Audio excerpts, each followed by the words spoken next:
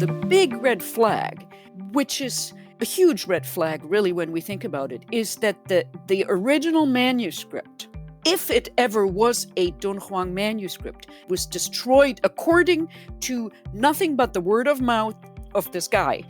It was destroyed in the Cultural Revolution. And all we have is several copies that were recollections written down from the memory of the guy who inherited the text from his grandfather. I'm Michael Max, and this is Geological. Different languages parse reality in different ways. Like a diamond cutter slices facets to bring out something unique in a stone, one language can reveal what another language might hide. One of the benefits of learning a second language as an adult is that in the process of renaming the world with new sounds, you get a deeper glimpse into your mother tongue. Partly, this is due to learning words with the nervous system of a matured adult, and so the emotional content that rides along with the words we learned as children, it's not there. And so it might be easier to say, I can't stand that in your foreign tongue, but there's entirely too much emotional baggage riding on that phrase in your mother tongue. You might find that you're braver in your second language because you don't worry about sounding like an idiot. It's a foregone conclusion that you're going to twist up the grammar and not quite be able to wrap your tongue around the standard pronunciation. There's kind of a liberation in that. And sometimes, due to the habits of culture and the way that grammar parses how you think, it can be helpful to chew on a problem in your second language because it actually does see the world differently. And there are solutions to problems that can arise that will not be available to you in your native language. One of my favorite things about Chinese is that it's slippery and connective. It tends to leave things open instead of nailing them down. It's a language that relies on context. You can see how the medicine gets its nuance as it's less about nailing things down and more about opening up to the permutations of what something is within the fluid frame of unceasing change. The other thing about the Chinese language, especially the traditionally written form, is that the characters will often tell you a story that in turn allows you to unfold your experience with a multivalent attention. For example, the word ting, which means listen, it's made up of the characters ear, eyes, heart, and mind.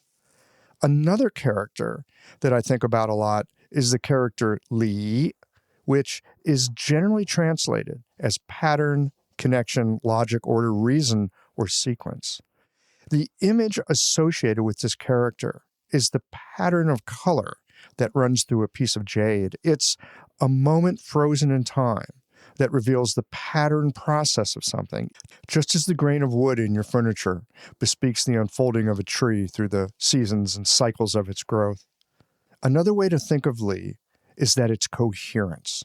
And I think of it this way often in clinic, that the work we do is to connect with a patient's Li, their pattern of emergence in this world, and lean on that to help them with what life is asking of them in this moment. We have a phrase in English, against the grain. It usually means that you're working counter to the flow of what's going on. Often, patients come to us because they're not living in alignment with their most core aspects. When we deviate from the patterning of who we truly are, trouble is bound to arise. Patients ask me about how acupuncture works, and 20 plus years into the practice, that question is as much of a challenge to me as it ever was. In the past, I'd talk about channel flows or the role of nerves and endocrinological function. People like it when they feel like their minds can grasp something. But lately, I've taken to telling my patients that there is something in them that has a kind of intelligence that allowed two cells to come together and create one, and from there, grow into what became a baby, and that then allowed them to grow into the person they are today. That which makes us also heals us. We are ever in a state of arising, decay, unfolding, and being. Call it the spiral unfolding of DNA through the cycle of life, or the patterning of Li.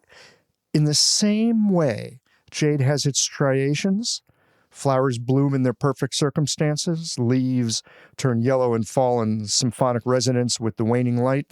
We humans, too, have a patterning that resonates with the world around us. Li is not something that's easily nailed down. It's more like being invited into a conversation that matters. The kind of conversation that you don't know the outcome of.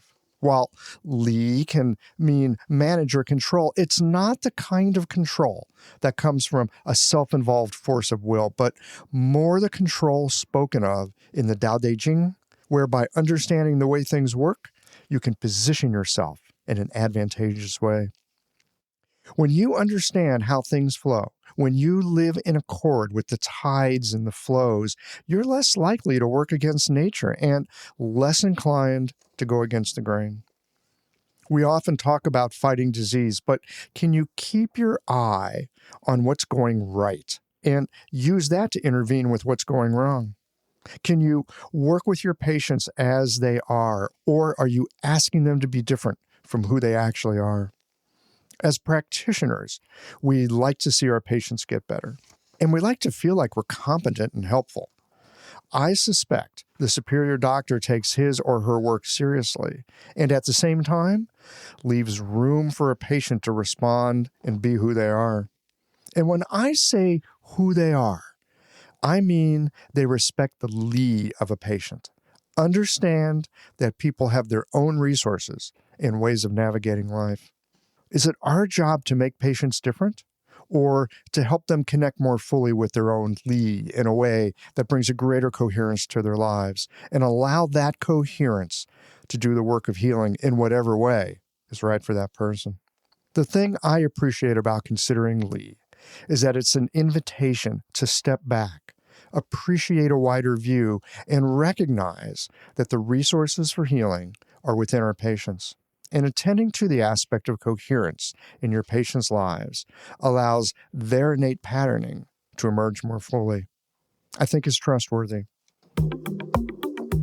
In a moment, we're going to get into this conversation on the mythic roots of the Tang Ye Jing and the curious story of the Fu Xing Jue. This will be like two detective stories that have been woven together and invites us into considering what we know, the sources we hold close as reliable, and regardless of source, do the methods discussed help us in our clinical work. Our medicine has come down to us through centuries of other doctors' experience. Our job is to explore how it unfolds in our particular time and circumstance. These conversations come to you through the generous support of our sponsors and members. Blue Poppy, your new one-stop shop, has speedy shipping options on everything that you need for your clinic.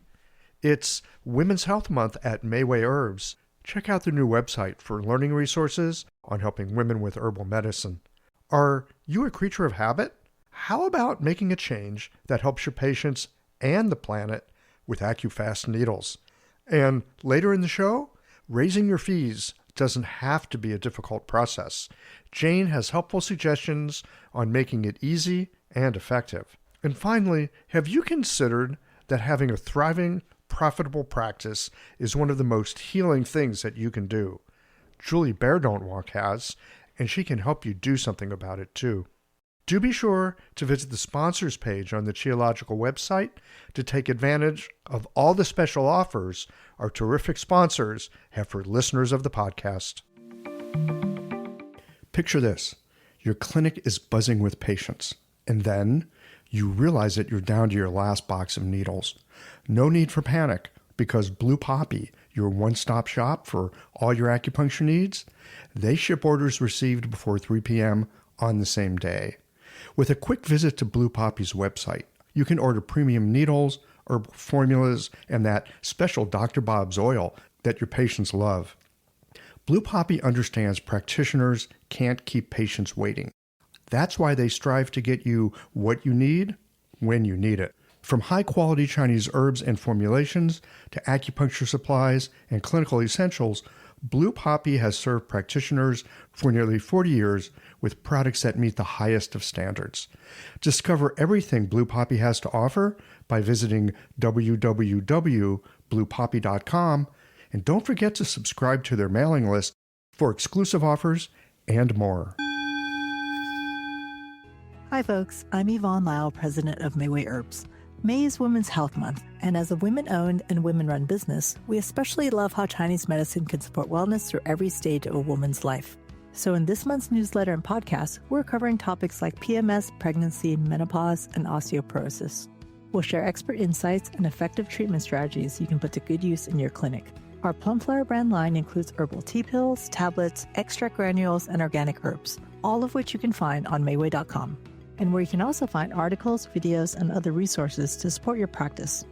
Since 1969, Mayway has been a trusted source for high-quality herbal products. In these challenging times, please know that we remain committed to keeping our products accessible and affordable so you can take care of yourself and your patients. As always, thank you for supporting Real Chinese Medicine. Daily habits and routines feel comforting, familiar, easy, automatic. That's the power of repetition. You've worked out the kinks and can do it with your eyes closed. But what if you shook things up? What if you ditched the old routine and tried something new? Hi, I'm John Sten. I've practiced acupuncture for over 30 years, and together with my wife Kelly, we created the world's first eco-friendly acupuncture needle.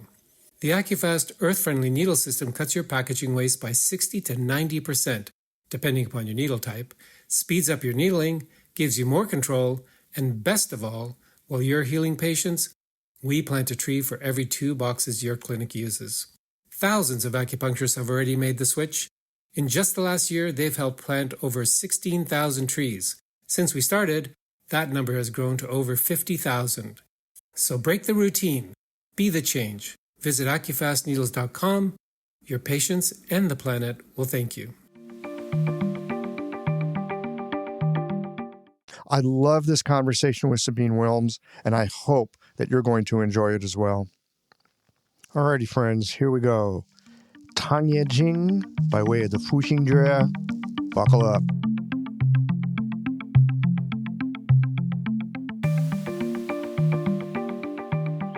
Sabine Wilms, welcome to Geological. Oh, thank you for having me again, Michael. It's always a pleasure and a total honor. It's always a blast talking to you. You're always doing something new and interesting. It's like you do a book and then you like take 2 or 3 breaths and then you're like into another book or a series of books or this or that. You're like one of the most productive people I know when it comes to translation work. And it's always such a delight to read what you do because it comes so from the heart. You have, in my view, such a keen sense of wanting to take these ancient words and make them alive in our current context. And your books just read like poetry so often because, you bring in some Zhuangzi and you bring in some Lao I Tzu. can't help it. You're right. You can't help it. So it's really lovely. I'm always delighted to talk with you today. I've been looking forward to this for a couple of weeks now because while it's probably going to be available by the time this podcast comes out, there's a new book you've got on a thing that most people have not heard about called the Fu Xing Jue. They probably heard about the Tang Ye Jing, but we're gonna get into all that here in just a second. And this is such an interesting topic for me because I first heard about the Tang Ye Jing, I don't know, a while back, right? I'm an herbalist. And Yeah. so this Tang Ye Jing thing, it's like a mythic creature, right? It's like a unicorn. It's like some kind of mythical beast. It's a Loch Ness monster that shows up. The Loch Ness monster of Chinese medicine. It's like, look, there it is. No, it's not. Wait a minute. No, that's an old tire. What the hell is that thing? And so, we've had some conversations over this time. And the Tang Ye Jing is something that's gaining a lot of attention. But what's curious about it, it's one of these, I'm using air quotes here, it's a lost text. And I've always wondered since I started studying Chinese medicine about these like lost texts, right? Like, how do we know about it if it's lost? That is a great question. And like, how do we know what to trust with it? And it's like, is it even real or is it a flight of fantasy? And so I've had a chance to pre-read some of your book. Thank you very much. It's been a delight. And one of the fascinating things about it is there's this, I mean, we go on a little history trip. So before we get into all that, what I want to know is what got you interested in taking this on? And then we're going to get on the train, Chinese medicine history train, and take a look. But what got you started on doing this? Well, I think it's kind of like what you said, that I was talking to my clinical colleagues, and I would be teaching with various people who I respect greatly, and they would bring up the Tang Ye Jing as this classic of decoctions. And I'm like, what is this text? What are you talking about? And they're like, "Oh, it's this ancient classic that was lost and rediscovered." I'm like, "Well, this is just weird. How come I've never heard of this?" How did Sabine Wilms not hear of the time? There's only so many Han Dynasty texts, or even Tang Dynasty texts. And as a medical historian specializing in that early period, I know them all. I mean, I haven't read them all cover to cover. But what is this decoction classic? What is this Tang Ye Jing? And yeah, that just kind of, we were in the middle, we'd be in the middle of a conversation or a seminar teaching or something, so we just move on to something else. And I just pushed it aside. And that went on for a few years. And then finally it just got to the point where it's like, no, people just keep bringing this up. And I got to just dig a little deeper and figure out what it is. And then I somehow, I don't know, I think it was this spring. I mean, yeah, you're right. I jumped from one project to the next. I finished the Channeling the Moon part 2, and I got kind of, I mean, I love gynecology, but the Channeling the Moon parts 1 and 2, especially the part 2 was really hard work. It was like a 500-page book, and a lot of it was not that much fun. The translation was a really small part of it, and a lot of it was tracking down each formula and each quotation and just doing a lot of textual research. So I got a little, I was like, okay, I'm going to take a break and do something else. So you thought you'd do the Tang Ye Jing as a way of like relaxing and unwinding. Is Well, that what you're actually, saying? no, the pandemic hit. So, I was like, okay, what, like, I think we all sat and went quiet, and what, like, I feel this huge urgency to produce work that is meaningful, and I have a giant pile of projects that I want to do, that I feel can help practitioners. Mhm.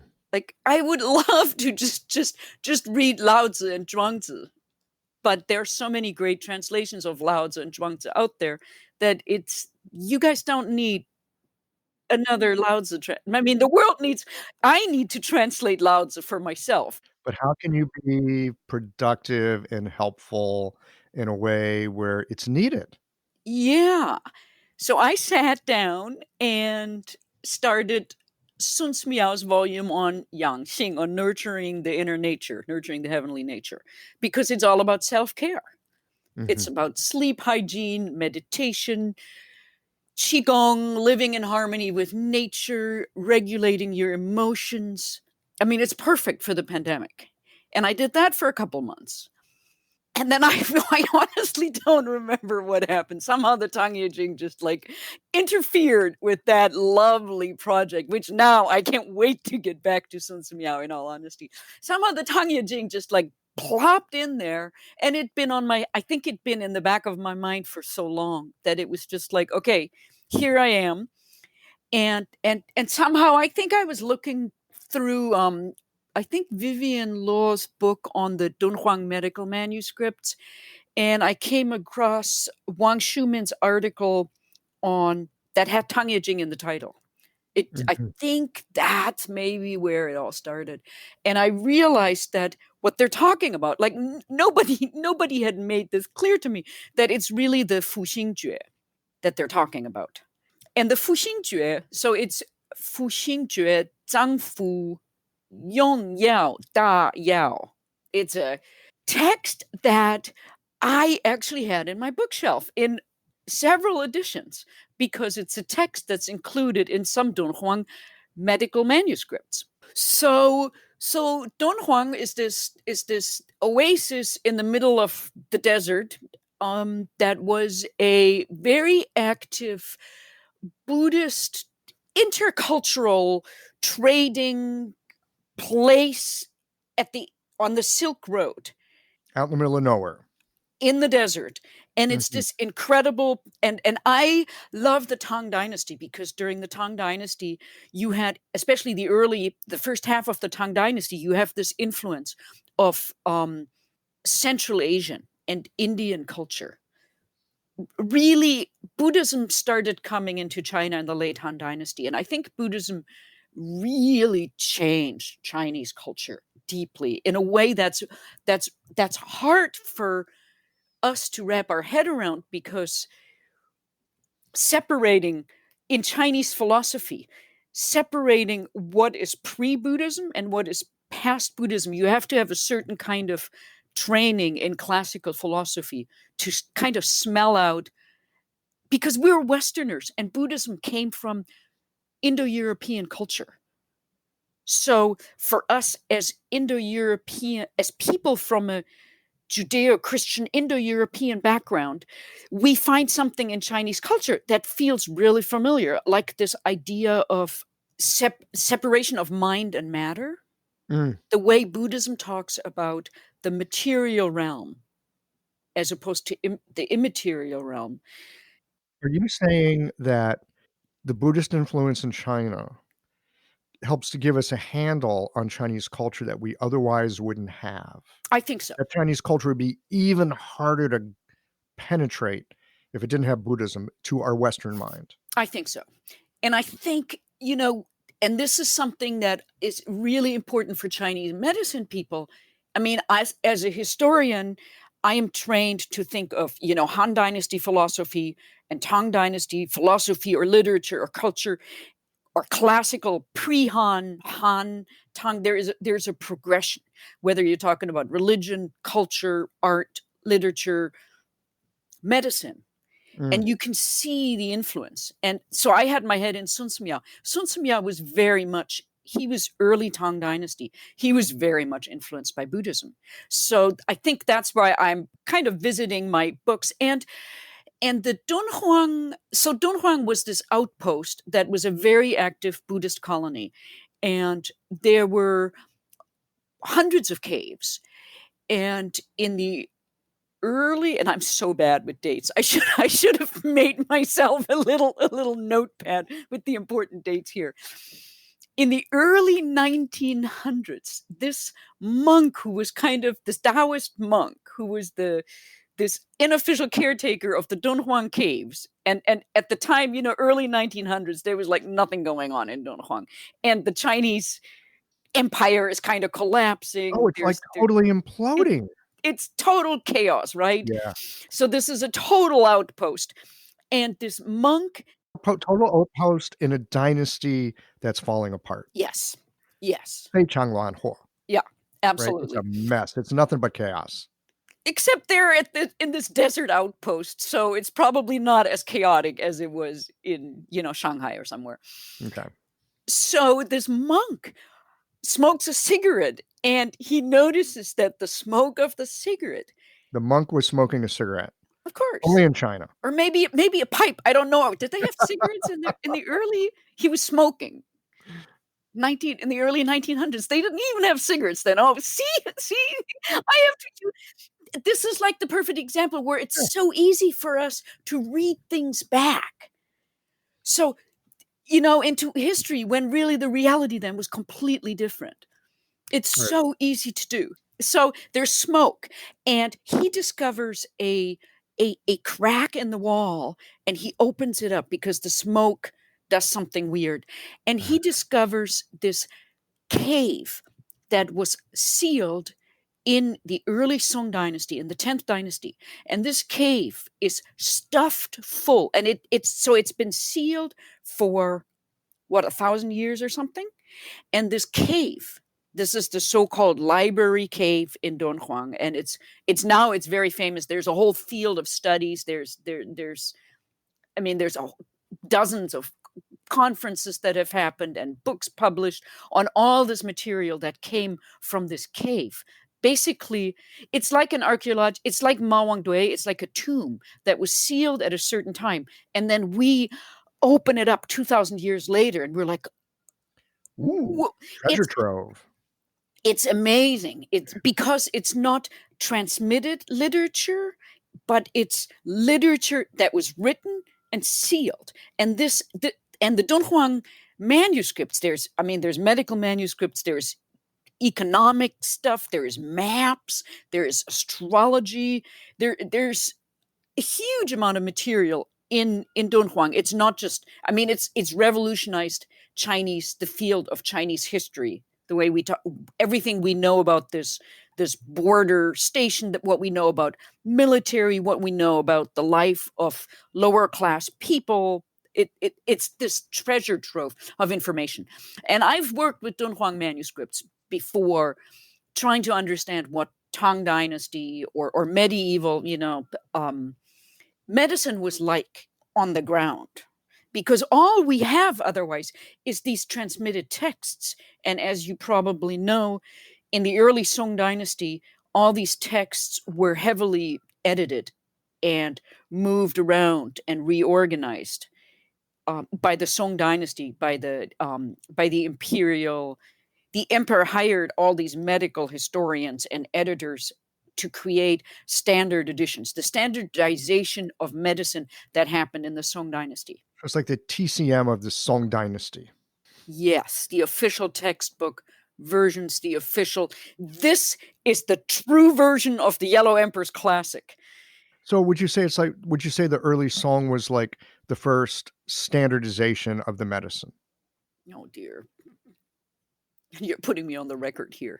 Well, I don't mean to put you on the record. I don't know the history that well. I know the history like briefly. It's a long ass history. But I know that like one of the things about modern Chinese medicine, TCM, if you will, was a kind of a standardization. And that's helpful in a certain way because it helps you to teach things quickly. Yep. But anytime you standardize something, what do you do with what gets left out? Exactly. Well, you don't even know it's been left out, right? It's just an empty space. And that's why it's helpful that there's, all this other stuff. And that's why, for example, like in the Humming with Elephants book. My favorite. I know you like it. Thank you very much. All those discussions that I have where actually this commentator says it's a different character. So when you have these standard editions of the classics, in a way, you put the lid on all these discussions. You're just deciding this is the true version. This is capital T true. Okay, so we got the smoking monk finds this, or maybe it was a campfire. Okay, so eliminate. No. I like, I can see this monk. So my friend Toby Daly, who's been teaching me, learned it from this monk. And on occasion, the monk would be like hanging out in these parachute pants, smoking cigarettes, treating people, doing acupuncture. He's just like serious Buddhist monk smoking a cigarette. Sure. I love these kinds of things that in our Western mind we go, that's such a contradiction. But the Eastern world is very different than us. Yeah, I just don't know if they had cigarettes. Cigarettes weren't even invented in the early 1900s. I bet they were smoking hand-rolled cigarettes. Anyway, whatever it was, doesn't matter. I like the image, so I'm keeping it, even though it may not be true. But they find this incredible treasure trove of material that changes how people think about the history. It's basically this Taoist monk who has no training in philology. He's not a scholar. He's just this local guy who finds this cave that has been sealed for 1,000 years. Okay. And it's just stuffed full of scrolls, like just thousands of scrolls of ancient texts that were just stuffed into this space and sealed and hidden. Can he even read this kind of stuff? Well, that is a great question. He must have been literate because according to one story, he sold the Fu Xing Jue to the grandfather of the guy who submitted it to the Beijing Institute of Medical History, whatever. And the grandson told the story in the letter that he submitted, that the monk told the guy that, oh, here's this text of medical, this medical text. Here, give me some money and I'll sell it to you.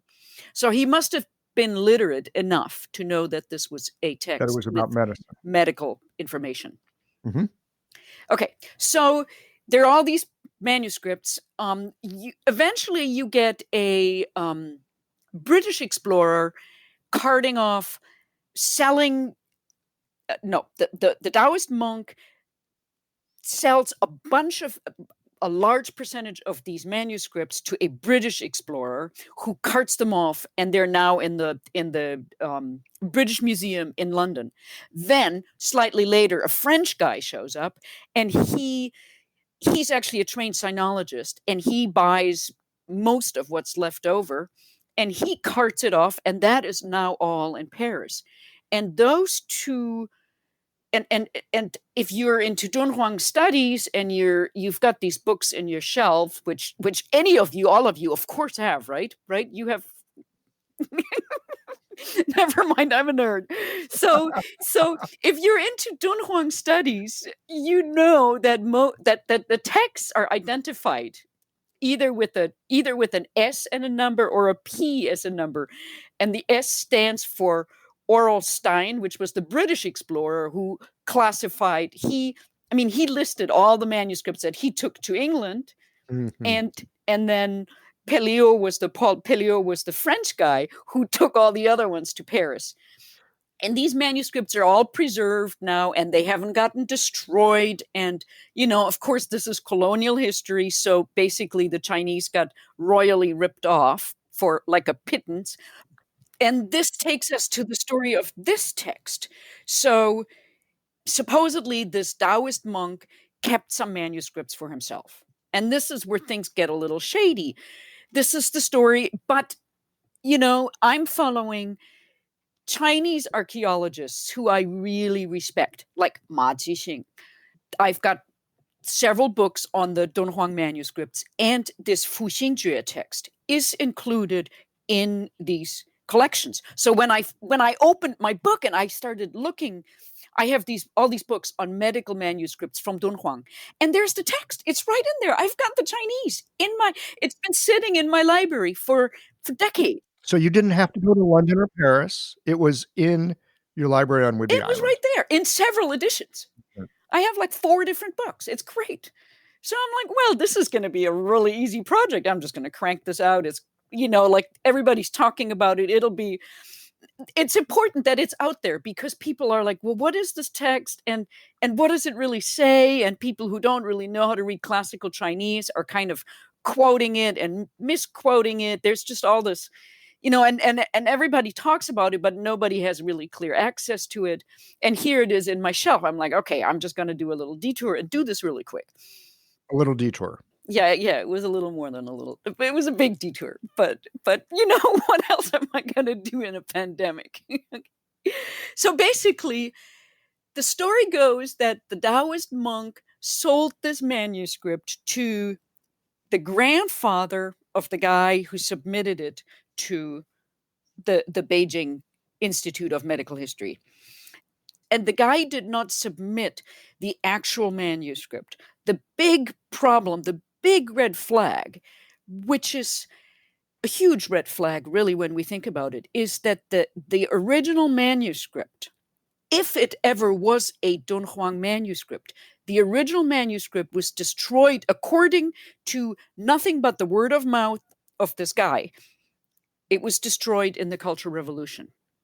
And all we have is several copies that were recollections written down from the memory of the guy who inherited the text from his grandfather and his students, disciples, whatever. So I have a book that has over 20 different versions of this text. written, there's like 3 versions by this guy, and then all these disciples wrote their own versions, and so it gets way messier than I had anticipated. This episode is brought to you by Jane, the clinic management software that honestly just makes running a practice easier. Let's dive into something that's never easy, but sometimes necessary: raising your fees. It can feel awkward, right? But here's a tip that can really help. Consider offering flexibility to your patients as you introduce the change. When patients face new fees, it's natural for them to feel uncertain or concerned. That's where flexibility can really make a difference. Offering options like a phased increase, suggesting a payment plan, or even taking a moment to talk things through can help to ease the transition. These thoughtful gestures show your patients that you're listening and care about them, which strengthens the trust you've worked so hard to build. If you're looking for more ideas on how to navigate these kinds of changes, head to frontdesk.jane.app and check out the article, How to Tell Clients You're Raising Your Fees. One last thing, if you're ready to give Jane a try, you can use the code CHIOLOGICAL for a 1-month grace period on your new Jane account. So it gets weird quick. Let me make sure that I'm following this, okay? We got the Buddhist monk who's making a little bit extra money by selling off these treasures at the end of a dynasty that's falling apart. It's probably not a bad idea. Hey, this guy comes in, hey, give me some money. Great, I get to eat and keep my Buddhist temple going and take these manuscripts. Some go off to France, some go off to England. One goes off to this guy's grandfather, but that one gets lost in the Cultural Revolution. So the grandson, let me make sure I got this. The grandson writes down from memory what he knew of those manuscripts. Yes. And sends it to Beijing. You got it. Somewhat cut, no. It's a mess. So that sounds a little fishy to me. Yes, except that I totally agree, and this may be because I'm a Western trained medical historian, and I think as a historian from a Western background, we tend to be more critical and cynical than our Chinese colleagues. Really? People making shit up in China and passing it off as authentic? No, I'm talking about the medical historians. The guy who submitted it, whatever, and he's published books about it, and I think he's kind of got his guru thing going, this group. He and his students have published book, and they claim that it's the Tang Ye Jing. But okay, so again, let me make sure that I got these timelines right. Oh yeah, it gets worse. We're not even halfway through the story. We're just beginning. But basically, I get that, but I just want to make sure I understand this. So there's this lineage piece. It comes from the text in Beijing. It came from this guy who wrote it down himself. But the stuff that's on your bookshelf, is that from this cat? Yes. Or is that the stuff that's from this cat? What about the stuff that's in England or Paris? Well, this is just one manuscript. And this manuscript, and this is the thing, the Fu Xing Jue was never mentioned by any, this text has never been mentioned by anybody else. There's no record of the Fu Xing Jue anywhere else. All we have is a guy who he jots down what he has memorized from a manuscript. And all we have is his word for it. And he submits it to this Beijing Institute. But here's the deal. And, usually I would be like, oh, this sounds so flaky. But these medical historians who I really respect and who specialize in ancient medical literature, and they know they've got all these texts memorized. They have analyzed this material, this handwritten manuscript that the guy sent off to the institute. They have analyzed this back and forth, and they have determined that it's definitely not a Han Dynasty text. They have determined that it is quite likely that the guy's story is correct. And it is possible. So that it is and that means, so they have accepted that it is most likely a manuscript that came from among the Dunhuang manuscripts, which means it is roughly 6th through 10th century, which makes it a medieval text. They've analyzed the language, the content, the phrasing, the taboo characters. So the Fu Xing Jue as a text, it's a really cool text that nobody knew about, that is found in this collection of medical manuscripts. And I've worked with other texts among the Dunhuang manuscripts. And there's cool information in there because it's kind of like the medicine on the ground. What do you mean by medicine on the ground? Well, it's not what was cleaned up and standardized and processed and approved by the imperial Song government for general consumption and dissemination. Like when you look at, like when I did my dissertation research for Sun Miao, or now when I'm working on Sun Miao, I have several editions of Sun Miao, and they are what we tend to work with. So we talk about the Ye Jing or the Shang Lun or any of these texts, and we are like, it's a Han Dynasty text, right? The Shang Lun. Well, not really. We don't have a copy from the Han Dynasty of the Shang Lun. All we have is the transmitted texts from the Song Dynasty that were standardized in the Song Dynasty. So we really don't know what the Shang Lun looked like in the Han Dynasty, I'm sorry to say. Oh, wow. I'm sorry. Well, I hate to burst that bubble. I've heard this, that for like 400 years, the Shang Lun was lost. Yeah. And we don't have a Han Dynasty copy. I mean, I wish we did. And we have quotations in the Dunhuang manuscripts, and that's another reason. And there's no copy of Sun Miao's work in the Dunhuang texts. But for Sun Miao's writings, I went to a Japanese collection of medieval Chinese texts, because Japan is another place. These manuscripts were sold along with Buddhist texts. They were sold to Korea, and from Korea they made their way to Japan, either through Korea or directly. And in China, the Song Dynasty, this period of civil war between the Tang Dynasty, there were roughly 300 years between the Tang and the Song Dynasty, when you didn't have an empire, and there was warfare, libraries. There was a huge amount of books were written on, they were not printed yet, so they were very precious and very rare, and they were printed on silk or bamboo, and libraries went up in flames.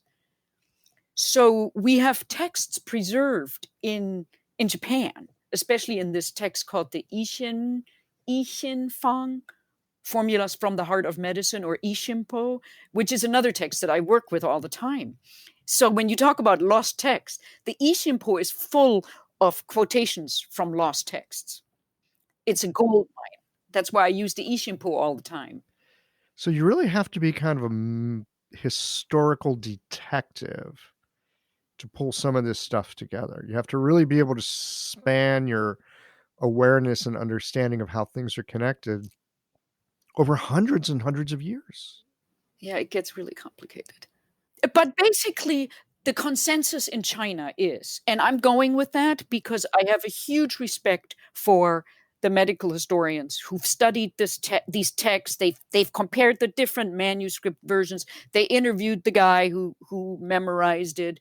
I mean, they've done the homework. And I'm sitting here on Whidbey Island, and I'm just going to take their word. I've decided, if they include this text in all these collections, in the standard collections of Dunhuang medical manuscripts, I'm going to take their word for it. Okay, so people that you trust, who are well schooled and top notch, have, because they've looked at how words are used and they look at how phrasing's used and ideas and all that, they go, well, he may have written it down out of memory, but it's not out of character with these other things that we found in this time and place. Yeah, exactly. Okay. And it is so specific to the period that he couldn't have made it up. I think was probably their evaluation, that it just fits. And after studying this text and working with it really, really closely for a long time now, or not very long, but long enough, I agree with them that it really does fit perfectly with the language around the environment of people like Sun Miao, Ge Hong, Tao Hongjing, this time period. Okay. So we've got the Fu Xing Jue. Fu Xing Jue, how do you translate that into English? Oh God! I should have had my notepad. It's a really awkward text, and that's part of the problem. This text, it wasn't okay. It's just a mouthful. Fu Xing Jue, Zhang Fu, Yong Yao, Fa Yao. So Fu Xing Jue is just like Jue is like helpful tricks or knacks. Mm-hmm. It can also have the connotation of a little secret, an esoteric, like a Taoist literature can be Jue. These things that you can memorize. Sometimes they're rhymed, and Fuxing as helpful for action. Mm-hmm. So secrets helpful for action, and then Zhangfu, the Zhangfu organs, Yong Yao using medicinals, and Fa Yao as rules, Yao like essentials, the crucial rules, the crux of using medicinals on the Zhangfu, and that's important. And all of this in helpful knacks or secret tricks or something like that. Zhangfu tricks to keep up your sleeve. Yeah, and we will put. I'm going to send you the title translation that I've settled on, and we can put it in the notes, okay? Okay. Because it literally, I mean, it cost me weeks and weeks of sleepless nights of. It was the hardest thing to translate this darn title. Help me understand here. Where's the Tang Ye Jing fit into all this? This is where it gets messy and complicated, I think. So the Fu Xing Jue is a wonderful medieval text that is fascinating for me as a medical historian, because it's in this time period between the classical age, the age when the classics were written, right? The Yellow Emperor's classic, the Shang the Jingui, and then you have Sun Miao, and you have some Tang Dynasty text, and then from the Song Dynasty on, you have this explosion of medical literature, because you have printing, you have a stable dynasty. I mean, starting with the Song Dynasty, we just have so many more texts that were preserved. You have the development of specializations like gynecology, pediatrics, acupuncture, standardization of acupuncture locations, the bronze figure, what we talked about, the standardization. So in the Song Dynasty, you have all this information. And for me, there's this gap as a medical historian. There's a real gap between so-called classical or canonical or whatever you want to call it, Han Dynasty medicine, and then really the development of medicine as a professional practice that was that was supported by the government, where you had an imperial college of medicine and you had imperially appointed professors, and you had a body of knowledge, and you had giant imperially sponsored formula collections, and you had a system of pharmacies by the empire that had standard patent medicines. So they were ready for epidemics in a way that you could never, there was nothing in Europe at this time period comparable to what the Chinese did. And then especially the Mongols. The Mongols were very practically oriented. So the Yuan dynasty. But anyway, so that's much later. And in this period, and in the Han dynasty, you have, the Yellow Emperor's classic, the Shang Hanlun, the Jingui, the Mai Jing. And then you have this long gap.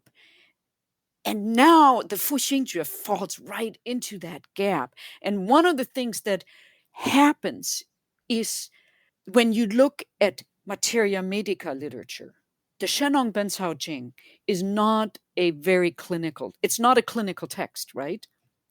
The original version, the original version of the Shenong Benzhao Jing categorizes herbs or medicinal substances in upper, middle, lower, and the upper is that the ones associated with heaven. They're for immortality. The middle ones are for kind of longevity, taking as tonics, that sort of thing. And then you have the lower class associated with earth, and those are for treating disease. So the Shenong Benzhao Jing is not a text that was written for clinical application. In the Song Dynasty, and then you have so you have Benzhao literature. Then you have formula literature like the Shanghanlun and Jingui and other texts. And then in the Song Dynasty, you have a development where the clinical ideas about the Wuxing, the 5 elements, about treatment and diagnosis and channels and all of the stuff, it starts flowing, it flows into the materia medica literature. And materia medica literature changes and begins incorporating, it becomes clinically useful. Ah, okay. And you don't have that in the Han Dynasty. They were basically separate literary traditions. And the Fu Xing Jue is absolutely fascinating to me because it is a combination of formulas, and it has this funky section in the middle that categorizes 25, I want to say, substances by the 5, we can call them 5 dynamic agents, 5 elements, whatever.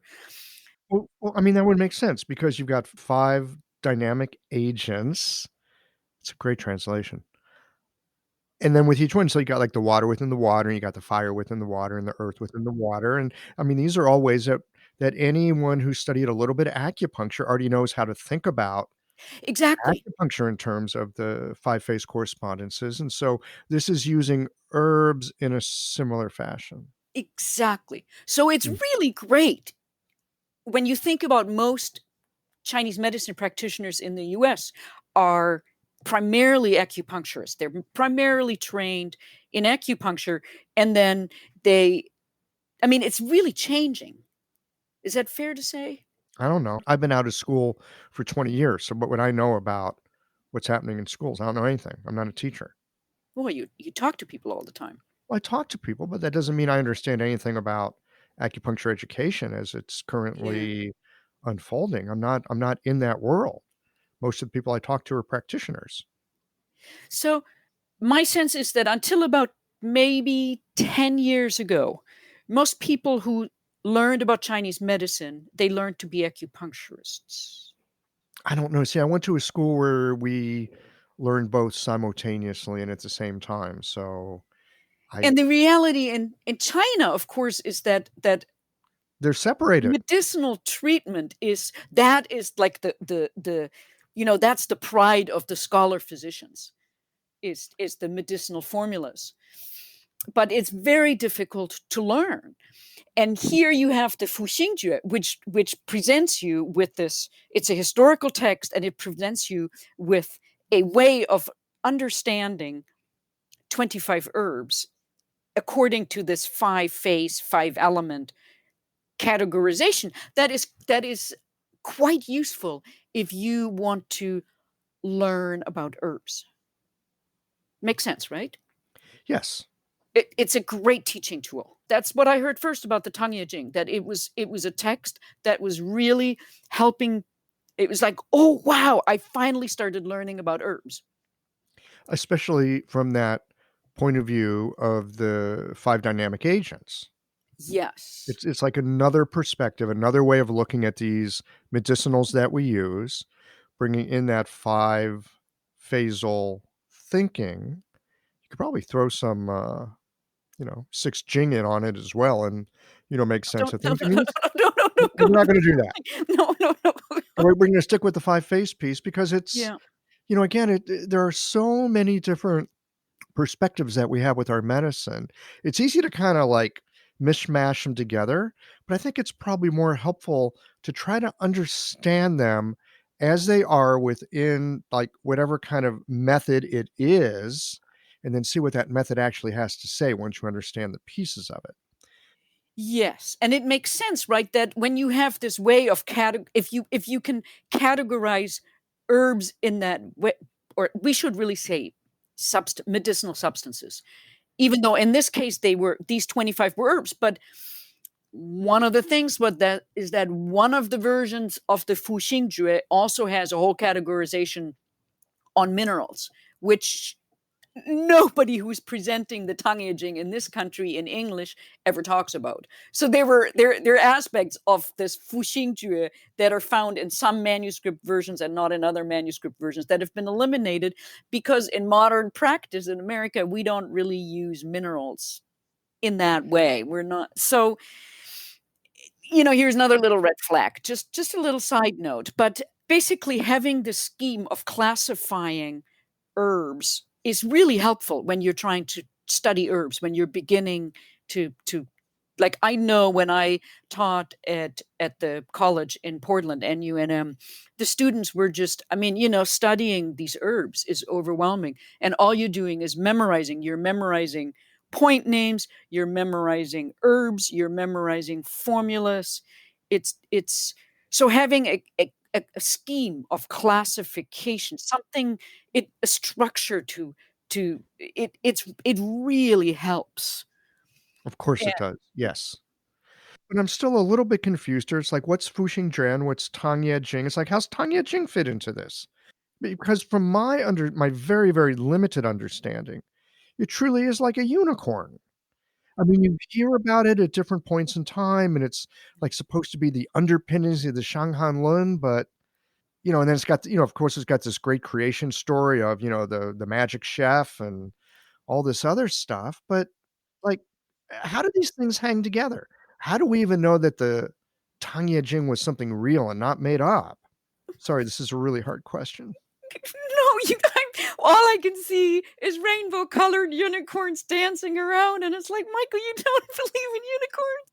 No, but I mean, it's like, the thing has my limited understanding, the Tang Ye Jing is this, like, mythic thing. And one of the things that concerns me, and I get this from myself, and I see it in our profession. It's like, ooh, there's this kind of mythic thing, and I think it's easy to go, oh, there's like this mythic archetypical, big, beautiful story, and we kind of love that story, and we might swallow the story because it's a nice story. But I mean, I'm this like guy in Missouri, for God's sake, right? The show me state. I want to know how this damn thing holds water. Well, it doesn't, and that's the bottom line is the Fu Xing Jue, and this is what people just have to get in their heads. The Fu Xing Jue is not identical with the Tang Ye Jing. The Fu Xing Jue is a medieval text that was composed by an unknown author. It claims that it is by Tao Hongjing, but it's clearly not. I mean, Tao Hongjing was this really, really famous scholar, author, Taoist practitioner. Tao Hongjing, I mean, we know he compiled and authored so many books, including a revision of the Shenong Ben Cao Jing. We know so much about Tao Hongjing. He was incredibly literate. He was like Sun Sima. He's one of my great heroes. This text was not written by Tao Hongjing. There's just and you can read my book about it. We don't need to go into the details. But I mean, I wrote this really, really long introduction on it. The text quotes Tao Hongjing, and it's probably not even really quoting Tao Hongjing. It claims to be quoting it. First, the text says it was compiled by Tao Hongjing, and then it quotes Tao Hongjing in the actual text, which already doesn't really make sense. So it was a text that was compiled, that was somehow, it was just a text that made it into the Dunhuang cave, that was sealed in the cave. So we've established that. The Tang Ye Jing is a completely different story. And there is no historical reference. There's nothing at all outside sources that talk about the Fu Xing Jue as being identical with the Tang Ye Jing. There's no historical evidence for that. And it is also not something that the medical historians in China mentioned. Like all the books that I have on the Dunhuang medical manuscripts, they discuss this text. There's introductions, there's, discussions afterwards, and they have critical footnotes, and they talk about different versions of characters and all of this. And they just treat it like a medieval manuscript. It's great, it's interesting. Okay, great. Now, the Tang Ye Jing, Tang Ye means decoctions, and Jing means classic. There is a story, and we don't have to go into all the details, but but I want the details. well, we'll be here until tonight. Okay. Yeah, we can. I've got a lot of tape on this thing. It's a long story. So there was supposedly, okay, so the mythology of this whole text is there was a cook 2000 BCE, so 4,000 years ago, in the Shang Dynasty, who Ian, this famous chef, who wrote the Tang Ye Jing, and somehow magically, or he probably didn't write it because they weren't writing very much. He composed whatever, it's kind of like the Taoist monk smoking a cigarette. You tell a good story. So whatever, he created the Tang Ye Jing the way the divine farmer Shenong wrote the Shenong Bensao Jing. So it's a mythology, right? The divine farmer did not write the Shenong Bensao Jing. Just like the Yellow Emperor who lived, whatever. What are the dates for the Yellow Emperor? They have exact dates for the Yellow Emperor that are like 3,462 BCE to so and so. I'm not kidding you. Chinese love their history. We know that there was no such thing as a historical figure called Huang Di, and he did not write the Yellow Emperor's inner classic, right? We've progressed enough in our understanding of medical history that people like you accept that the Yellow Emperor's inner classic is a Han Dynasty text, even though it claims to be written by the Yellow Emperor who lived 3,000 years earlier, right? Say yes. There was no Yellow Emperor? Wait a minute. Now I'm in deep trouble. Oh my God, don't do this to me. No, I get it. They're again. These are culture heroes, like mythological culture heroes. So exactly, which is why I was saying there's like it's like this mythical text. These things are like unicorns. So Ian is actually mentioned in some Shang oracle bones. So we know that he was more historical than the Yellow Emperor. He was a minister or somebody who received sacrifices at the Shang Dynasty court. He's known in Chinese history as he was a slave who was presented to the Shang court from some other court, along with I forgot, a wedding present or something like that, or somebody's birthday celebration or something. And he served the emperor, the Shang ruler. He served him soup and made friends with the ruler somehow, and somehow he rose to the position of minister. Supposedly, he created this classic of decoctions. So it's a recipe of soups. Literally, Tang Ye is like soup. It's a book about soup. But we don't know what the book is about. No, but I'm just saying, if you say Tang Ye is basically means soup. Tang Ye is used in formula literature, and it is used in texts like Sun Miao to refer to decoctions, because decoctions are soups. But how do we know it's not just a recipe book of soups? We don't know. The Tang Ye Jing is the Martha Stewart soup book of 4,000 BC. We don't know anything about the Tang Ye Jing. No, we don't. And okay, no, I don't want to make it a joke. It's not a joke. I don't want to make it a joke either. But what I'm really trying to get at here, because I love herbal medicine, and I love how things come down to us through time, and it often is through story, and Yes. it is through the experience of one person teaching another person, and they like get what their teacher said, and they get their own insights about it, and they use that to practice, and they teach that to someone else, and these things come down and down and down through time to us today. And it's like we have the privilege and the responsibility of stewarding this medicine. And I take that very seriously. And I'm delighted to be, a link in that chain. So I get it that it Yeah. doesn't have, we don't have to necessarily have a book to go, there was this thing. Maybe it is a story. Some of the best stories out there are like fairy tales and stories of gods and archetypes and, things like that, because there's something that is true about it that can be Yeah. perceived and used by us in this moment. A lot of things are metaphorical. It doesn't mean they're fiction. It means it gives us a chance to use our imagination and our heart. So, Thank you. that Yes. being said And that's, that that's being like the said, story about Sun Tzu Miao that he lived in a cave with the dragon and the tiger. We don't have to believe in dragons and tigers. I live in a cave with a dragon and a tiger. It's my own damn emotions that drive me crazy. I live in that cave. I mean, these things are they're absolutely metaphorical and useful and true in many, many senses. So, but the Yes. thing I wanna come back to again here, Sabina, is, I hear about this Tang Ye Jing, and what I'm hearing from you is that there's a way of taking herbs and understanding how they work through the 5 phases, and I've read through the introduction of your book, and it seems like different people throughout history have referred to this book. But it's like there's just little glimmers in snapshots over the course of centuries about it. Yes. So there is a mention in a Han Dynasty. We don't hear anything about the Tang Ye Jing until the first mention is in a Han Dynasty bibliography. There's a record of Tang Ye Jing.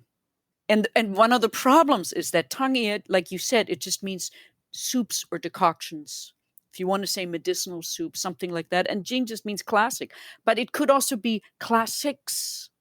And I forgot how many scrolls is said in there. I think it says 10 scrolls. So it doesn't even have to be a book title. It could just be a record that there are 10 scrolls of classics of decoctions. Did it even say Jing? God, I don't even remember. I think it did. So it doesn't mention Ian. It doesn't say anything. It just says that it just mentioned this book. And then you have, oh man, this is why I'm a really bad historian. And that's when I teach, I always have to have PowerPoints because I jumble story. I'm a bad storyteller. I jumble things up. So basically, Zhang Zhongjing in his preface mentions the books that he used to develop his formulas, and he gives us a list of the famous physicians. He does not mention the Tang Ye Jing at all. Isn't that a little suspicious? I think that's really important. Having a thriving, profitable practice is one of the most healing things you can do as a healthcare practitioner, because a robust business is the ultimate expression of vital chi. And that's the heart of our medicine. I'm Julie Bairdontlock, and I help practitioners grow nourishing, profitable, authentic businesses that embody the generative cycle of Chinese medicine. This isn't about all yang all the time. It's about expanding your own internal capacity, growing collaborative relationships with your patients for ethical patient retention, and marketing as an extension of this medicine, not a necessary evil. You already know that everything is connected in your patients' lives and bodies. The same is true for your business.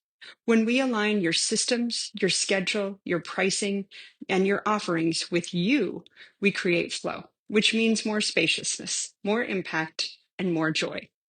When you are in the flow, fully resourced in terms of chi, time, and money, your business becomes a source of healing, not just for your patients, but for you.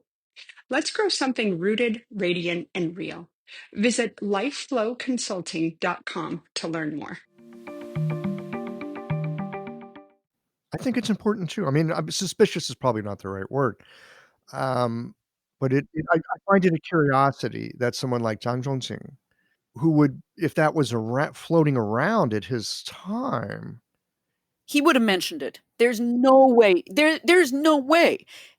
and I translate the preface. I have all those passages. It's in my introduction, so you can all, and that's why the introduction is really long, and I have taken the time and energy and space to really translate each of these passages in and explain the context, because you can create a story when you take little bits and pieces and kind of cherry pick them. You can piece things together, but you really have to look at I mean, this is kind of what I had to do. You step back and you're like, okay, if the Fu Xing Jue is identical with the Tang Ye Jing, where would I look for evidence of that? And and the preface to the Shanghan Lun would be the first place I would look for evidence. Well, it's not in there. So what does it mean? Sun Miao mentions Yin cooking decoctions and Shenong doing tasting herbs, I believe. So it's like there are these very, very faint traces, but there is not a single quotation of a Tang Ye Jing in any of the transmitted literature. We don't have the texts like the Ishimpo that I was mentioning earlier from Japan that has it mentions all these lost texts. The Tang Ye Jing is basically a lost text, which is why it's such an attractive text. You can claim anything about it because it was lost and nobody knows anything about it, except that Sun Miao mentions Ian. It's mythic. It's got this mythic appeal to it. I mean, there was like some kind of and it makes sense that Ian was the celebrated minister who started out as a chef. So, the Shenong, the divine farmer, tasted herbs. The Yellow Emperor wrote the inner classic that this chef somehow gets, credited with cooking decoctions, but nobody in these received in the standard literature mentions a Tang Ye Jing, quotes any of these formulas as a quotation from the Tang Ye Jing. The only thing is, and this is, I think, this is the reason why people associate the Tang Ye Jing with the Fu Xing Jue.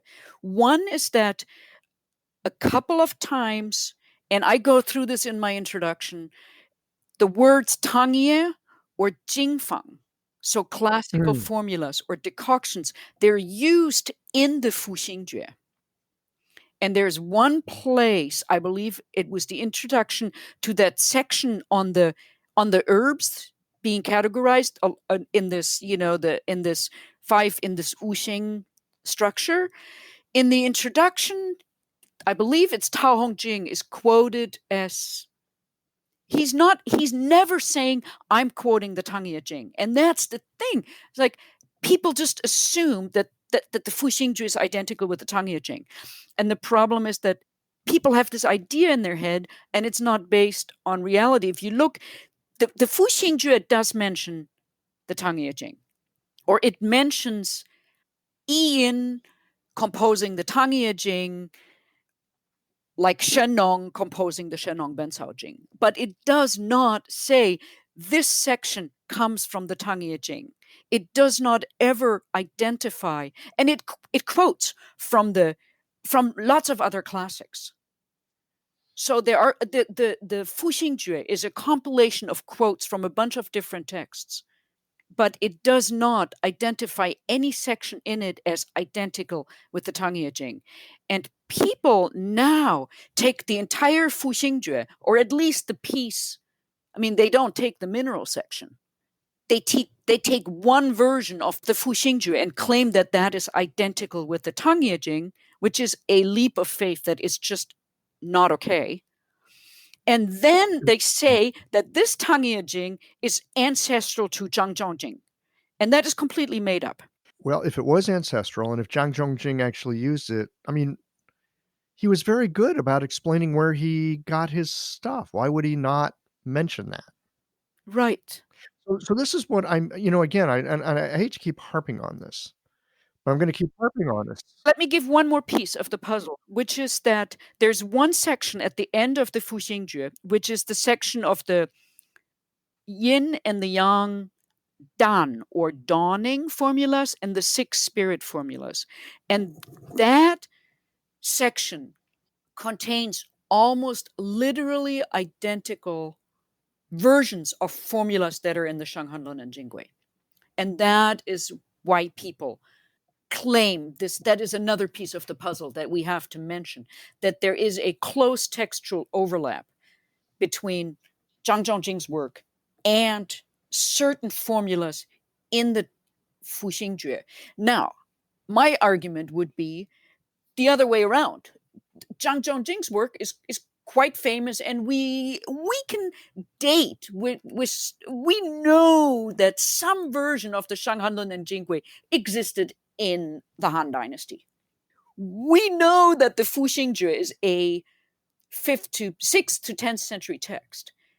So it makes no sense to claim that the Fu Xing Jue predates Zhang Zhongjing's writings. It just makes, it's a complete, to me, it's a historical, it just makes no rational sense. It makes much more sense to say, oh, the Fu Xing Jue quotes from Zhang Zhongjing's writings. And these are some modifications of the formulas and modifications of ways of thinking about Zhang Zhongjing's work. Almost literal quotations. Mm-hmm. Yeah. And it is possible that both of them are derived from a mythological Tang Ye Jing, but why? I mean, that's what the claim is, I think. But then you're adding this whole other layer that the Tang Ye Jing is lost. So adding that both Zhang Zhongjing and the Fu Xing Jue are derived from the Tang Ye Jing doesn't really, it just muddies the story even more. When to me, it's just like, okay, Zhang Zhongjing's formulas are here. They were incredibly effective. They were useful. It makes perfect sense that a medieval text contains all these different layers from different centuries and different, people quoted and preserved and transmitted orally. So just because this medieval text contains a few formulas that are that are almost literal quotations from Zhang Zhongjing doesn't mean that the text is Han Dynasty. Does that make sense? Yes. And as we're having this conversation, I'm realizing, I think I've had inklings of this for a while. As a clinician, I don't care where it comes from. As a clinician, I'm concerned with, here's a perspective. Can I understand it in a way that allows me to be helpful to people in my practice? That for me is first and foremost. Now, I like a good story as much as anybody else. But again, I come back to, is it helpful in clinic? That is ultimately why I got into this introduction, because I could have just translated it and just put it out there for people and stayed out of the whole controversy. No, I'm really happy that you took us on that Chinese medicine history train. And for any of you that have not yet read the book, the clinical information in there is helpful. If you're an herbalist, it's a perspective that's worth considering because it will help you to think more deeply about the work that you do. You can never go wrong with thinking more deeply about the work that you do if you're interested in your work. But the thing I find most fascinating about this, Sabine, is the way that you really have gone through the different centuries and the different texts and looking at it with your Chinese medicine historian eyes, as well as a translator of classical Chinese, and like not giving us an answer, but helping us to better understand the puzzle. I think something that became really clear to me when I worked with Sharon Weizenbaum on, she did a little commentary on she did a great commentary on that last section with the dawning formulas and the six spirit formulas. And she did a foreword for me. And we went back and forth where we met pretty much every day for hours on Zoom. Sharon loves Zoom. And you know me, I'm not a great friend of Zoom, but we would just get together in the morning. It was like I'd wake up and she's 3 hours ahead of me, and there'd be like 5 emails from her. And it was like that when I used to work with Nigel Wiseman when we did the Jingwei together. It was like I would wake up and there'd be like a pile of emails from Nigel about this and this and that, and I would work through them. And then this was before the age of Zoom. But then Sharon and I talked really closely, and what really came out of that is the Fu Xing Jue is a fascinating text. It's really helpful. It's cool. It's formulas addressing the Zhang organs, which was an innovative thing at the time. And this scheme of classifying the medicinals, I'm not a clinician. That is for you, but a lot of my clinician friends are finding it really wonderful and helpful and useful. So here I am. Here's the translation. You do with it, you make it clinically useful.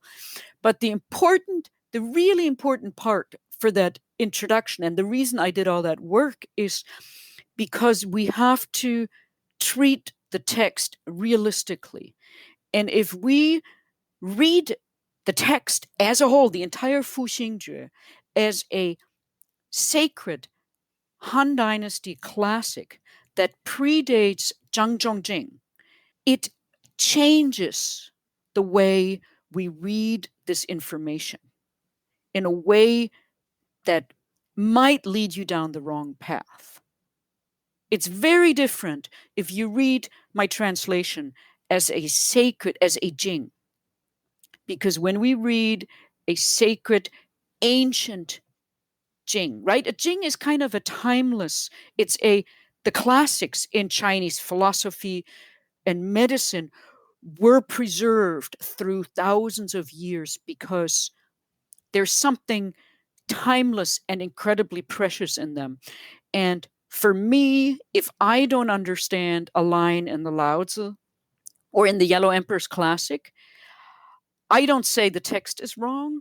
I say, oh, I'm just not as enlightened as the people who compiled like the Su Wen. The Su Wen is so deep. I know there are passages in the Su Wen that I don't get because I'm not enlightened. I don't have the sensitivity to the fluctuations of yin and yang that the authors of the Su Wen have. And maybe I can come back to it in 5 years and I can intuit it. Or a lot of times I would get it in my dreams or when I go swimming or I have to step back from it for a week or a month and then I go right. My MO when I read a Jing, a classic, is if it doesn't ring true with me, if I don't get it, it's because my understanding is too limited. Maybe the translation is wrong. If you're reading it in English, I don't blame the text. I blame myself. Well, I don't know if blame is the appropriate word. I think there are stages of development, right? Children at the age of 3 can understand certain things, but not others. By the time they get to 11, there's certain things they can understand. When they Yes. turn 17, there's more they can understand. When they become an adult and maybe they're in their 40s, there's even more that you can understand. Some of it's not about like blame that you're not enough of something. It's just sometimes you need a certain amount of development before you go, "Oh, right, that's what they're talking about." And that aspect of Jing, that there's this thing that runs through it. There's a thread literally that runs through it. I always get a little persnickety around the word sacred because it's used as a big stick to beat people with so often. But this idea that there is something that, like, through time holds an element of something essential that we can get and will be helpful for us as human beings. That makes sense to me. Just like there's certain things in every generation that get, like, rediscovered, but actually our parents knew about and our grandparents knew about. People have known about it through history. It's just that, we kinda have to learn a lot of things on our own when you're an individual. Yeah. Yeah. Yeah. Yeah. So that So Jing piece so is that's a Jing, yeah. right? And Yeah. if we read the Fu Xing Jue, if we claim that the Fu Xing Jue is actually the Tang Ye Jing, in that sense of a classic from the Han Dynasty, Mhm. and if we treat it as something that is ancestral to Zhang Zhongjing, it just gets really confusing. To me, as a medical historian, it doesn't make sense. This text, the content of this text, it could not have been composed prior to Zhang Zhongjing's work, because it reflects a way of looking at the Wu Xing and the Zangfu organs and formulas and herbs and medical theory that is medieval. It just wasn't there in the Han Dynasty. So it's intellectually confusing because it's you're reading the text ahistorically. But when you're just reading it as a Dunhuang manuscript, It's beautiful it and helpful. yeah, It's a snazzy book of tricks. yes. And it says in the text that it comes from this environment of Taoist, like Tao Hongjing. I mean, it claims to be by Tao Hongjing, but we know it's not. But it basically it was written by these or compiled by these Taoists that were living in the mountains. They were pursuing immortality. People like Sun Miao, their goal was to become immortal, and it was this book is like the first step of keeping yourself safe when you're up in the mountains. And here are 25 herbs, and these 25 herbs are all you need to keep yourself when you have an emergency that affects this zang organ and this zang organ. And then there's this whole other piece which is really cool about the tianxing Weigan, the externally contracted celestial movements or actions or whatever, that last section. I mean, see, there's like the text is really cool because it comes from this group of people who were living in the mountains with very limited, they were not in the capital, so they had limited access to medicinal substances, and they're creating these formulas. And that last section is about responding to, we had the tea time talk, I believe, on it, where we talked about Weigan, with Iran Evan, about why the heavenly movements, the external contractions, and this question: is it external contractions, or is it just like an external stimulus that the human body is responding to, and it is responding to with pathology when it is out of alignment with the movements or the actions in heaven? And of course, heaven can always mean nature. So the text was written to help humans come into better relationship with the movements in heaven. So it's a really cool text. It's just the other thing to me that's cool about it. And again, speaking as an herbalist, I mean, herbal medicine is hard to learn and it can be really confusing. I found that shortcuts don't work. I've tried them and they don't work. I've tried shortcuts. I wish they worked. They don't.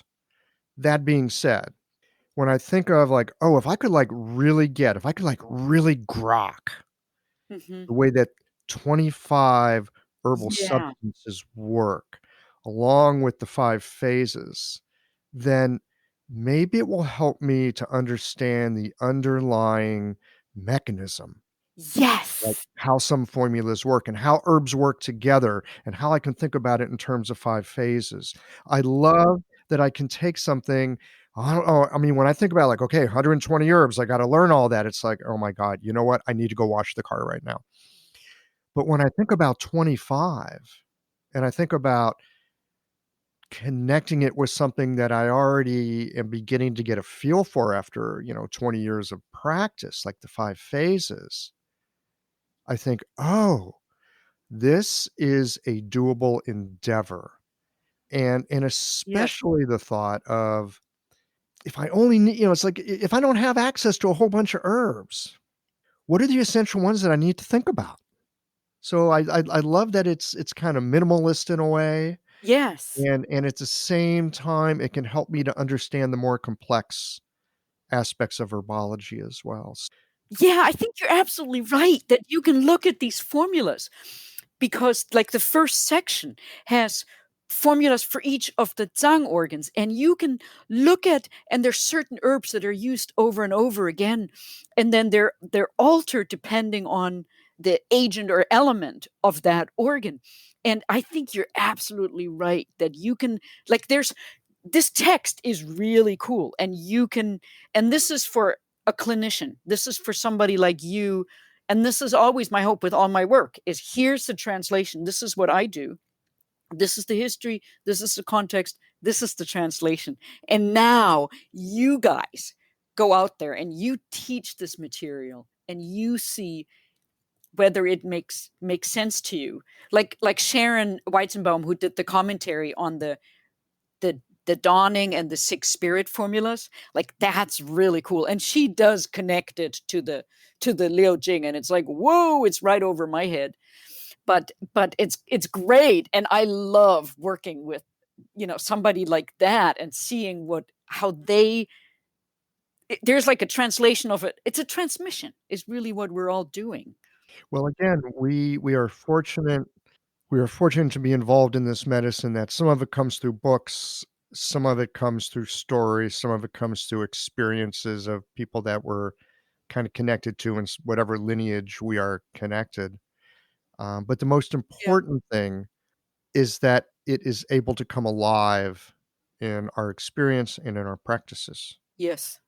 And so I am deeply grateful for the work that you do in bringing these kinds of things to us and in the poetic way that you approach it. Your books are so much fun to read. I'm gonna gush here for just a second. I love Chinese medicine. I love the stuff that we do. And sometimes reading it and studying it is just it's tedious and it's boring and it's dry. I mean, it's just I'm gonna have to have really good tea to power me through it because it's dry. A lot of the material is dry. But you infuse a kind of linghua, kind of liveliness to it and bring in these other influences. I just and you use puns and you kind of make little jokes. I mean, if you read any kind of Chinese, you make little jokes all the way along in the way you do things. And so I just find that your way of doing it that's uniquely you makes it more accessible for me because it's fun. The texts are you know enough Chinese, No, I know modern Chinese. like it makes me sad when people think that the Yellow Emperor's classic is this awful thing. Like it was never meant to be read cover to cover. And these poor students have to read the whole thing for a class. And it's like when we did that little class Yeah. on Su 15, right? You take a little passage and it is so rich and it is so poetic and beautiful and philosophical. And there's this deep, deep cosmic wisdom in it. And if you just sit down and read it in English, like that just gets lost. And you're right, it's painful to read it like that, cover to cover. Well, you know what the Huangdi Neijing actually was, don't you? This is a trick question. No, it's not a trick question. The Huangdi Neijing was the first podcast on Chinese medicine. It was the first conversation recorded on Chinese medicine. No, it was not a podcast. It was a person. It was an in-person. They got to sit and share tea. Yes, they did. Conversation, they got to give each other a real hug. They probably got to throw pillows at each other when they disagreed. Well, not quite. Well, But all I'm saying is podcast today is it's a technology that we have for taking dialogue, conversation, and inquiry. yeah. Yeah. And using it to understand medicine and how to practice it. And the Huangdi Neijing was a conversation, it was a dialogue. It was two people, probably more, but, at least the characters in the podcast there. Yeah. Two Yeah. people discussing and chewing over, like, how's this stuff work? This world that we find ourselves in, this medicine that we have, the way human beings are. It's like, how's this stuff work? And it's not that different from what you and I are doing right now. And I think it has to be. I think it's so deep and complex. It has to be a It conversation. has to be a conversation. So, Sabina, thank you for this conversation. This has been an utter delight. Where do people go to get this book? HappyGoatProductions.com. I used to sell goat cheese and now I sell Now you books. sell And the books. name still works. I'll be sure to put a link to it over on the show notes page. I'm waiting for the proof in the mail and everything is taking forever right now. But yeah, it'll be. I always, with my books, I always aim for the holidays, right? I'm always like, oh, this one we'll have it out in October, no problem. And then it's always like the Chinese New Year. It just seems like That's okay. Chinese New Year is very auspicious. I know, All that's right. my excuse. And then it's like the New Year, and then it's like, oh yeah, I was talking about the Chinese New Year. No, it's basically done. Great. Yeah. So by the time all y'alls are listening to this, you'll be able to buy a copy. I can't wait to get mine. Sabina, Well, and where's my time to ask you questions? Wait a minute. what questions do you have? You have some questions for me right now, or you want to do this in a different podcast? What do you want to do? I want you to read the book, and then I would love to. Yeah, I want to have a conversation Okay. about what it means. I want to know if I'm onto something or if it's complete floofy stuff about this external. Well, okay. I have one question. Do we Mm. have time? Yeah. This Weigan, Mm. external. We always translate it as external contraction, and that's that group of formulas in the Fu Xing Jue, the last section. It's about the externally, I translate it as externally contracted celestial movements. And I think we should say that celestial could just mean natural. So it could be the movements, the actions in the macrocosm. You mean like coronaviruses suddenly running around the neighborhood? Yep, Yeah. exactly. And of course, we can associate it with whatever.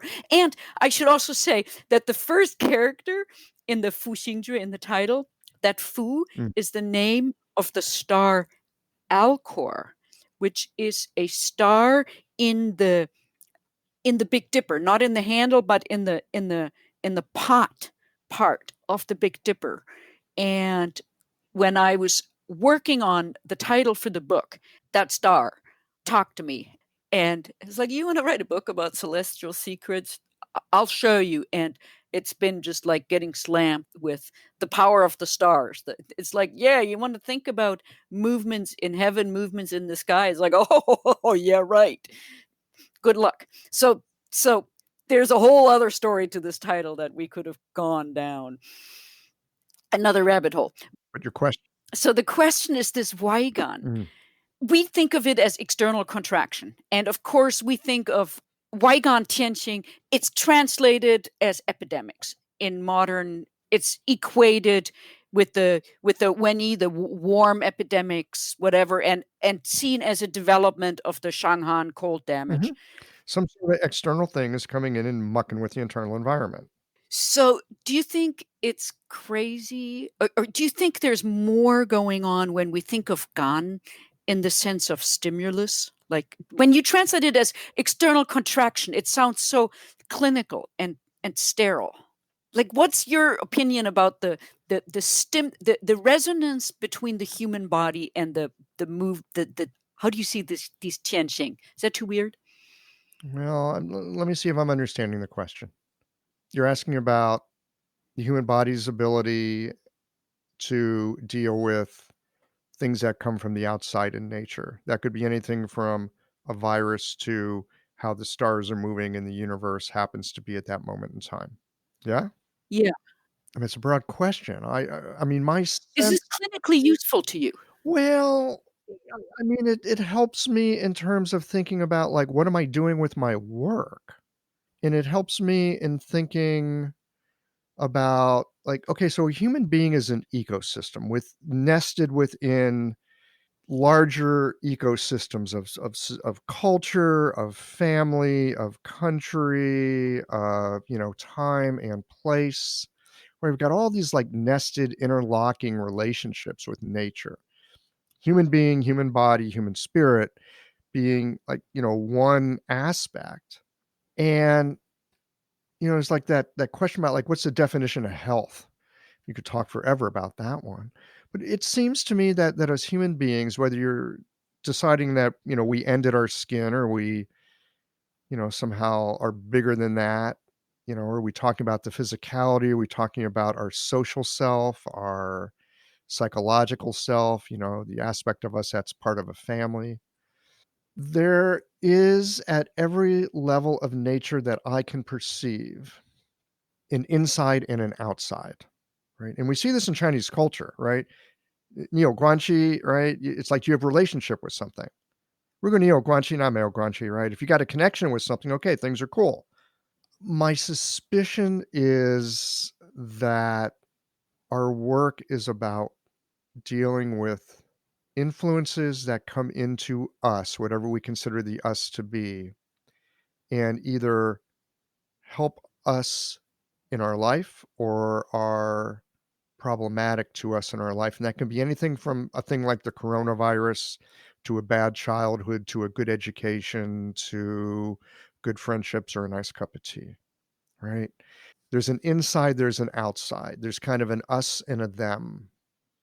And Or is it an interior and well, you can call exterior? it interior, exterior. I mean, got a bunch of different names for it. The question is there a sense of harmonization between these things? And if there's if there's harmony between the different aspects, then things are pretty copacetic. It's when there's not a harmony between the inside and the outside, or the them and the us, or the me and mine, or the whatever, then we start having trouble. I mean, what is Xie Qi? Xie Qi it's Qi. How can you say it's evil? From Xie Qi's point of view, Xie Qi is just like, hey, I'm just going around doing my thing, right? It's only a problem, from the side of me who might be suffering from it.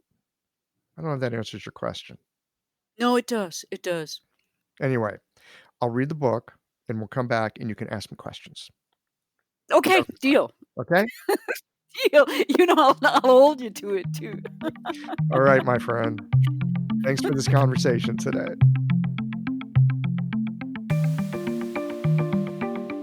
I've wondered over the years about how we can have much to say about air quotes here, lost text.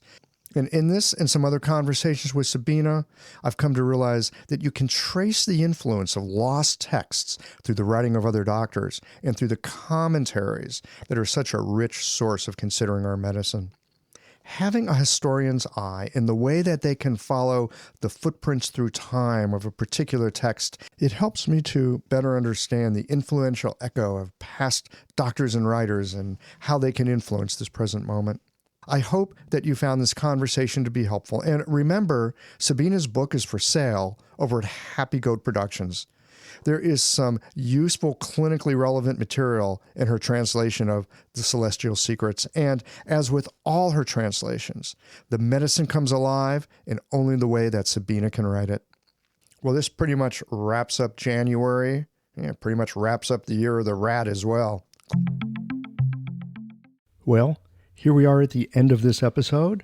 If you've listened up to this point, you're either a rabid fan of Qiological or the forward button on your podcast player stopped working. If you are indeed a fan of the podcast, you can help us to bring new episodes to our community of practitioners by supporting us with a membership or a one-time contribution. Details, of course, are on the website. That's it for today, friends. Join us again next Tuesday for another thoughtful episode of Qiological.